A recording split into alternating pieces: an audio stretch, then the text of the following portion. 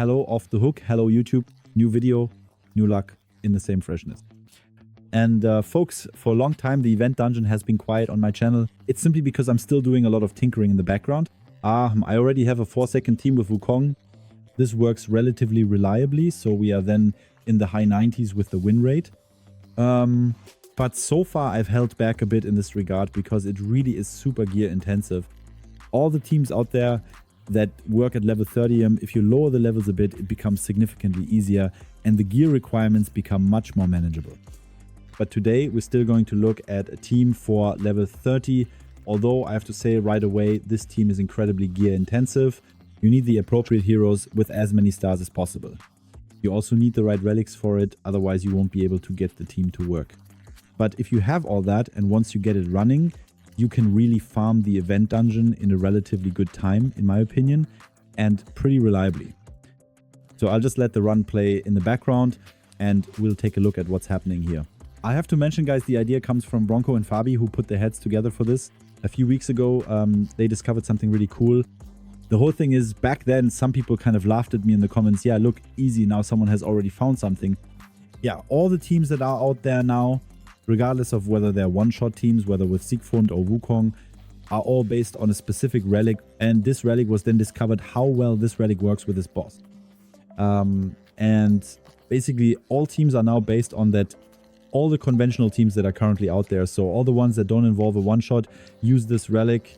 And if you don't have this relic at least twice on your account, then you pretty much can't build this team. So as you can see, we're almost done in 40 seconds. So the run usually takes, I'd say, between 35 seconds and 1 minute in a normal run. That's about how long a typical run takes. Of course, we're making use of Geo's passive here, plus Arx's passive as well. And that lets us get through this very, very smoothly. That should be it. Exactly 52 seconds. Is this team 100% reliable? I'd say no. Is it still very safe? Yes. I haven't done any tests yet. I haven't run it 100 times or anything like that. We're no longer on the test server. I've run it several times now, really quite a few times. I haven't had a single fail yet. Of course, there's the 3% rule here. If Lydia ever misses something, then she doesn't get the one shot and then it can obviously fail. But nonetheless, you have a relatively safe team and in a reasonable amount of time. But as I said, I'll show you the individual builds now, so don't be alarmed. The requirements for this team are really brutal at this point. Let's start with, let's just start with Lydia. I built Lydia in 9 pieces of feral gear. 9 pieces of feral feral. She actually has 8 pieces. Yeah, she's wearing a perception chest piece. Okay, actually, please build her with 9 pieces of feral gear, because then the nuke for your seer would be much easier, since you'll deal 10% more damage. Of course, 5% more damage per debuff. So that's really how it should be done. Now, she does have 9 pieces on... It was the wrong chest piece for whatever reason. Very important. 9 pieces. For everyone who needs accuracy for this boss, you need 510 accuracy. Yes, that's always the number you should remember. It's exactly... Wait, I still have it open. It's exactly... Actually, it's even 525, but I put it this way. It's extremely difficult with the stats I'm about to show you to even reach that 500 plus accuracy. Especially if you don't have at least 5 stars on your heroes here. That's why 510 is enough in my case. Then every now and then we have the 3%. It's not a big deal. It's still enough because really you only need 515 accuracy in total.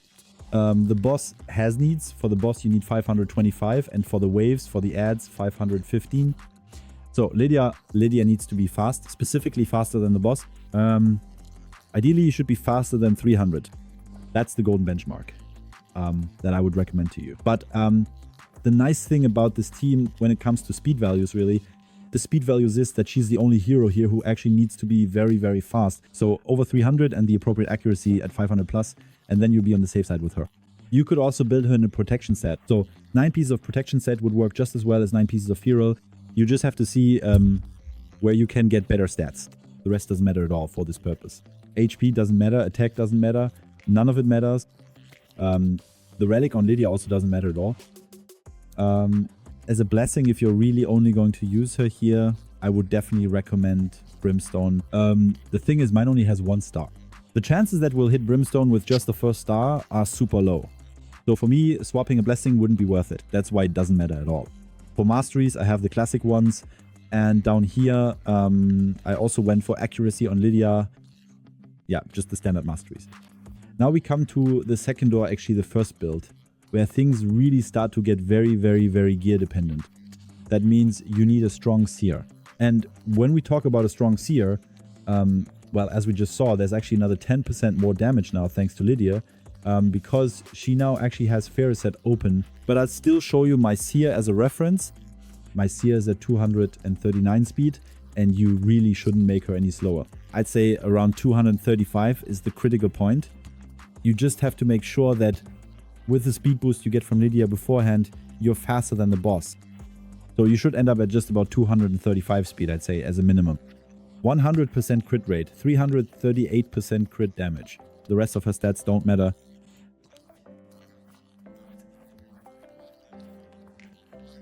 Lydia will go first. At the beginning, Lydia will take her turn as the only mirror team, or as the opposing team, and will use her A2. This way, she gives everyone a defense buff, and the seer should then be able, with about 500 accuracy again, to strip that and further boost her actual nuke. That means we're making use of this. Seer needs to be very, very strong. As you can see, I have her in 6 pieces of Savage Gear, so we can ignore 35% defense. Plus, she has a crown at 12. On top of that, she also has this wonderful stone here, which boosts her damage even more. Of course, she has 6-star Savage Gear. I would always recommend Savage Gear for her, actually. Even if you don't have 6 stars, because you'll ignore a bit less percentage, but you'll still ignore some defense.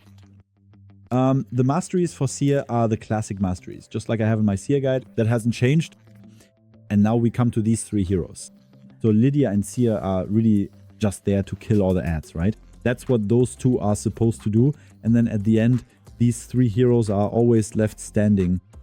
And up until now, the way it worked was that you always put all 3 of these heroes in a regeneration set, and at the same time had to hit some really insane stats, right?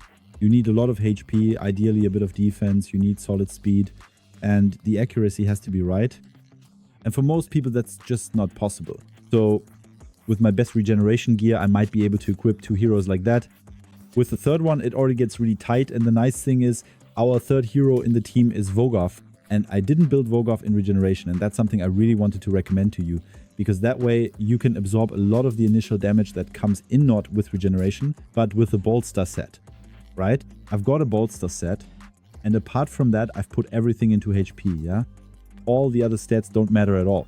He doesn't need speed, he doesn't need defense, just stack as much HP on him as you possibly can, however you can get it. No accuracy, no crit rate, all of that doesn't matter at all. Like I said, I went with a bolster set, but you could also build him in a protection set, depending on where you have better stats, of course. Otherwise, everything should be HP percent, yeah? HP percent, HP percent, HP percent, HP percent. Then for the elixir and with him, I would say this is the only exception. It's not absolutely necessary for him to get the gold elixir, because the gold elixir is simply the elixir, as I just mentioned, that actually makes this run possible in the first place. You get a very, very, very big direct heal with no cooldown as soon as the HP of the respective wearer drops below 50%, and you really notice that a lot. For him, I have a gold elixir at level 9 now with the following stones. The stones aren't that important for him. As I said, he probably doesn't even need the gold elixir here. He can also die during the course of the fight. That would still work. So for him, if you only have 2, definitely give them to the other 2 heroes. I'll show you in a moment.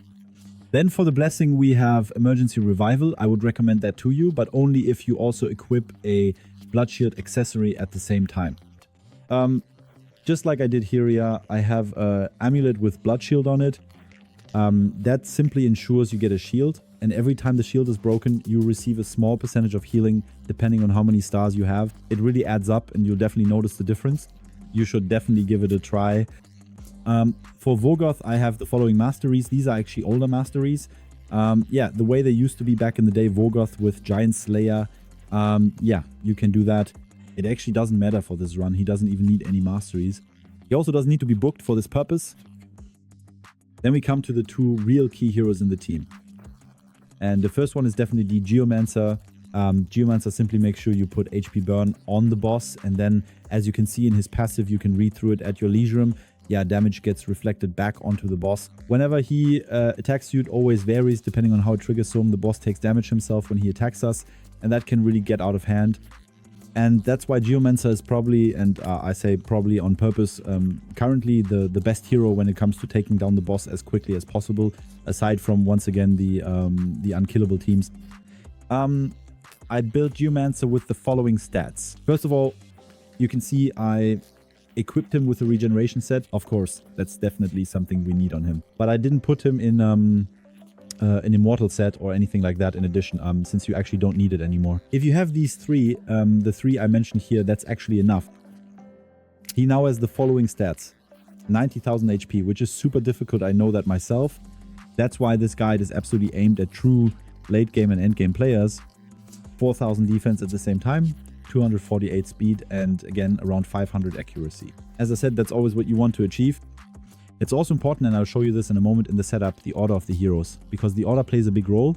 For example, the Geommancer and also Erux should be faster than your Seer, right?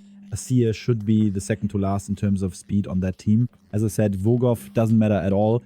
If he only has 120 speed, then he just has 120 speed. The main thing is 4 HP. That's really, really important. Exactly. Then for him, we have a gold elixir. You see, I still have down below. Actually, you can't see it, but I can show you. I don't have any stones in there yet. Okay. So you could definitely squeeze out a bit more there.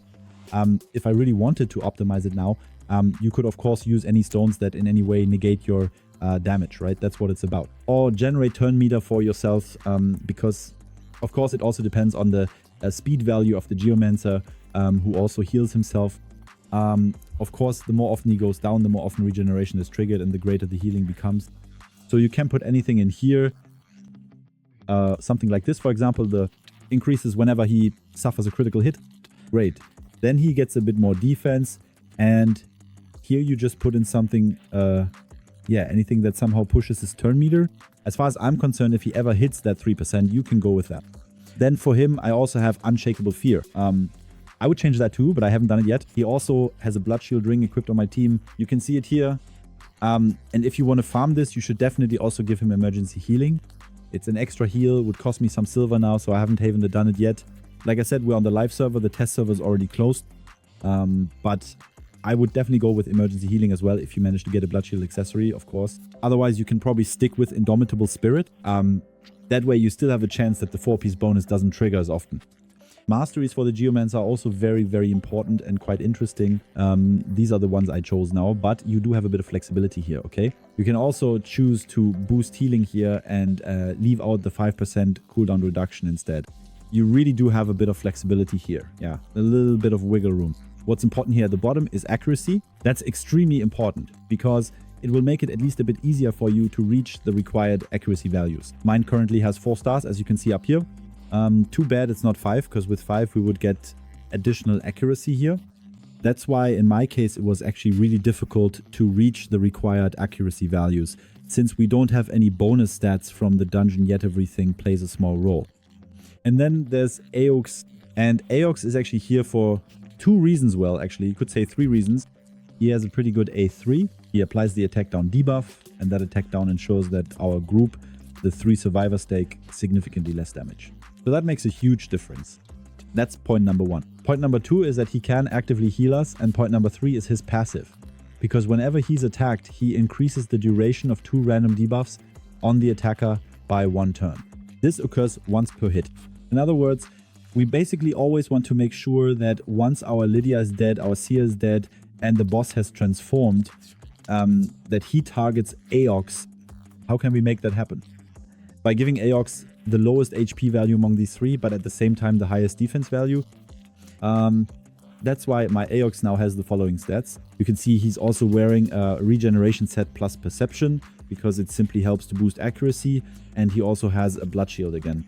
As I said, you don't have to use Blood Shield, but it's an extra layer of safety you can add in if you have it, of course.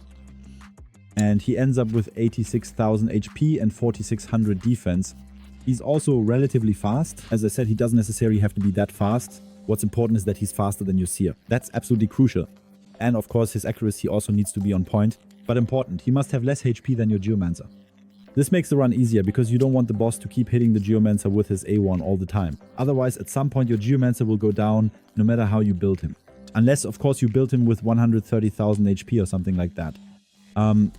Then probably not. But with these stats, you really need to make sure that the Geommancer has more HP than Aeox. That's absolutely crucial.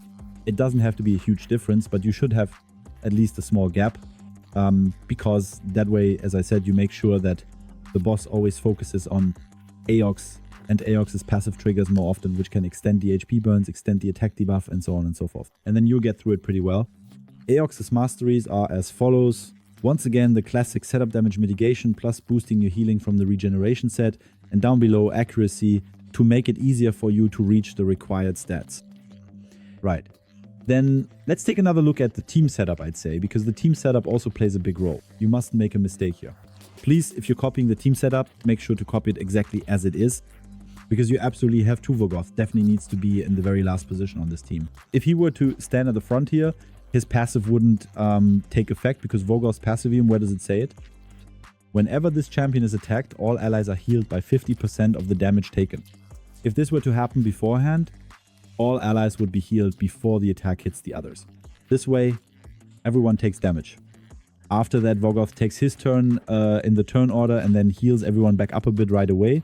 That's why you should make sure to put Vogoth all the way in the back. Now, team setup. You can also see the speed values on the right again. So, the first in the team at start is Lydia. Lydia is the fastest at 320. She opens with her A2. You don't need to set anything else. After that comes, probably... no, after that it's Aeox's turn. He starts with his A3. So you immediately put the attack debuff on the boss. Then comes the Geommancer with his A3. Feel free to set the A2 as the second option. It can definitely be helpful to steal the buffs, not the attack increase. But the other buffs in the second phase from time to time, it can help situationally. And you don't need to set anything for Vogoth at all. You can go ahead and set the A2 as the first choice there as well. The animation is a bit faster than the A1 because he always runs ahead.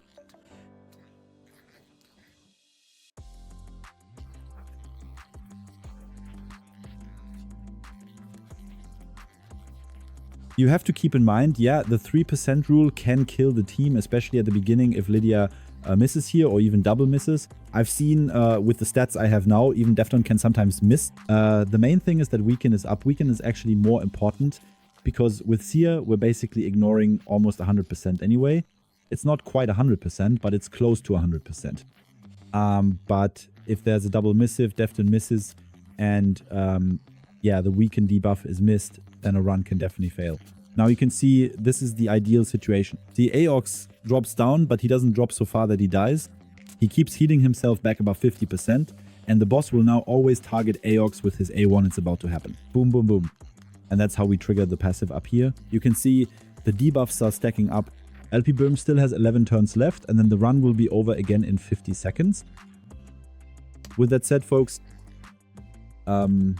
if I forgot anything or if you have any questions, feel free to write them in the comments. This team is really extremely complex, and unfortunately it's also very prone to errors.